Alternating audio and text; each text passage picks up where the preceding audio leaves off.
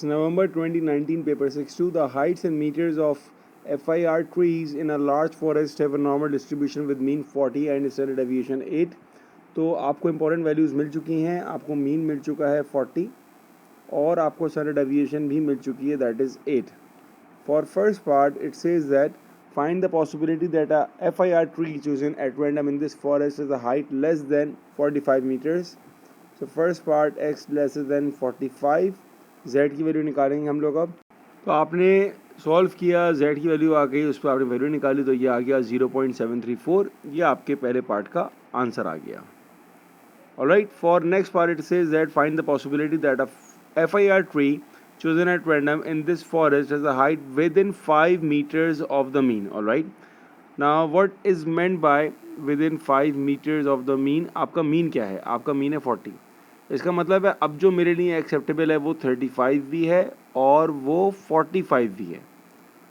Alright, तो मैं अब जो वैल्यू ढूंढ रहा हूँ वो क्या है मेरे पास? That is greater than 35 and lesser than 45. ये मतलब हुआ within 5 metres of the mean.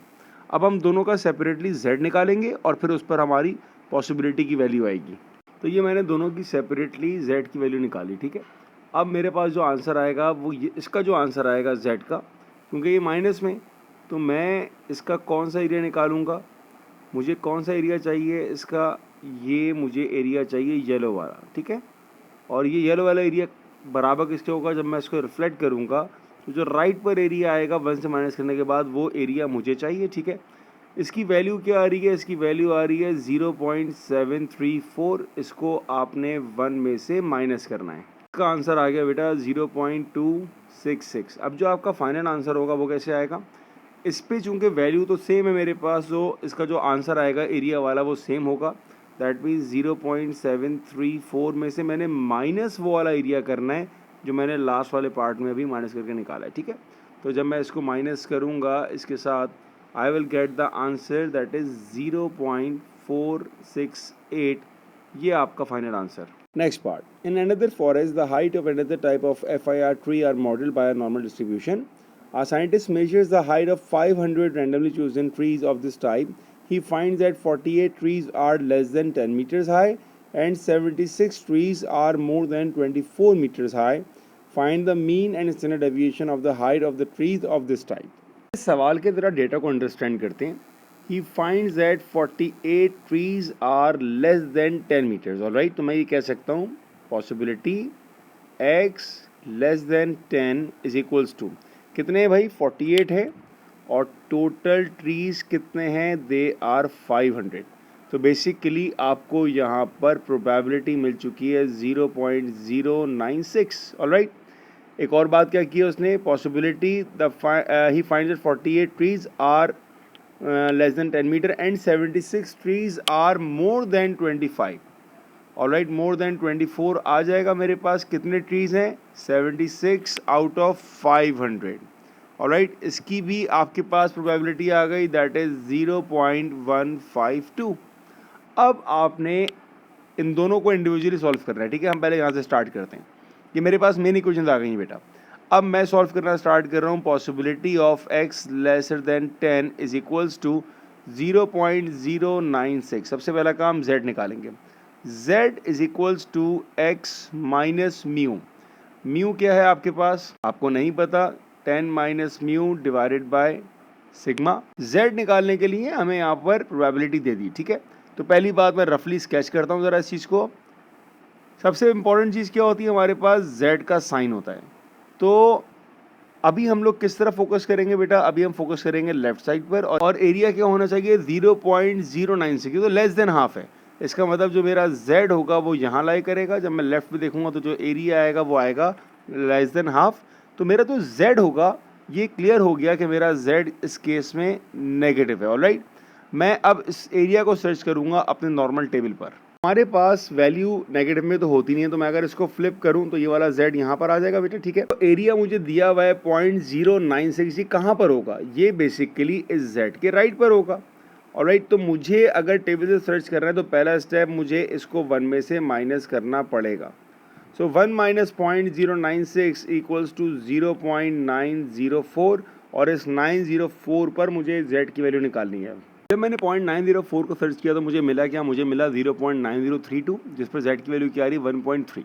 Alright, मुझे इसमें मजीद 8 को ऐड करना है, तो 8 मुझे कहाँ मिला 0.005। तो मेरे पास जो z की वैल्यू आ रही है दैट इज़ 1.305। लेकिन याद रखिएगा यहाँ पर आपने नेगेटिव साइन इंट्रोड्यूस कराना है, जो कि हम स्टार्ट में डिस्कस कर चुके हैं कि हमारे पास z जो है वो नेगेटिव होगा।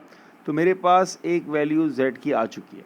जैसे मैंने 10 को लेके सॉल्व किया है, अब मैं 24 को भी लेके सॉल्व करूँगा, ठीक है। तो यहाँ पर मेरी इक्वेशन क्या बनेगी, probability x greater than 24 is equals to 0.152। Steps हमारे वही हैं, पहले हम z की प्लेसमेंट को हाईलाइट करेंगे। तो अगर z राइट की तरफ होगा और राइट की तरफ होगा तो एरिया जो है वो लेसर देन हाफ है। तो इसका मतलब z मेरे पास यहाँ कहीं होगा कि जब राइट की तरफ देखेगा तो एरिया आ जाएगा 0.152। जो भी वैल्यू हमारी आती है वो हमेशा left side of the curve आती है। ऑलराइट, कहाँ की वैल्यू आती है बेटा, यहाँ की वैल्यू आती है। तो आपको पहले स्टेप में क्या करना पड़ेगा, 1 माइनस 0.152, 1 माइनस 0.152, आपका आंसर आ गया 0.848। इसका मतलब 0.848 आपका कौन सा एरिया है। अगर मैं इसको शेड करूं तो ये जो आपका एरिया आ रहा है ये इस साइड का आ रहा है सारा।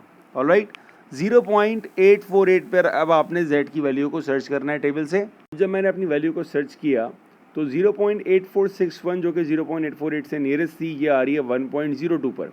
इसको अगर मैंने 0.848 बनाना है, इसका मतलब है आई नीड टू ऐड 19 कहाँ आ रहा है 0.008। तो मेरे पास z की वैल्यू आ चुकी है 1.208, ये मेरा आ चुका है z। जैसे ही मेरे पास z आ चुके हैं 2, इसका मतलब है अब मैं अपनी इक्वेशन बना सकता हूँ। मैं दोनों z वैल्यू के लिए ये वाली इक्वेशन यूज़ करूँगा, ठीक है। तो जब मेरे पास नेगेटिव वैल्यू आई z की तो आई मेरी equation -1.305 is equals to 10 minus mu divided by sigma. मैं सिंप्लीफाई करूँ तो ये आ रहेगा -1.305 sigma is equals to 10 minus mu. Alright, और मेरे पास दूसरी जब z की वैल्यू आई है 1.208 जो मैंने अभी निकाली है, उसमें मेरी इक्वेशन क्या बनेगी 1.208 इज इक्वल्स टू x क्या है यहाँ पर, x मेरे पास 24 है, minus mu divided by sigma. यहाँ पर आ जाएगा 1.208 sigma is equals to 24 minus mu. दो इक्वेशन आपके पास बन चुकी हैं। Alright, it's equation 1, it's equation 2। We need to solve them simultaneously to find the value of mu and sigma. Class यहाँ पे जो वैल्यू थी ये 1.028 थी, तो मैंने हर जगह इसको करेक्ट कर दिया 1.028। सॉल्व किया साइमल्टेनियसली मैंने, मेरे पास सिग्मा आ गया 6 और म्यू आ गया 17.8। ये हमारे आंसर्स।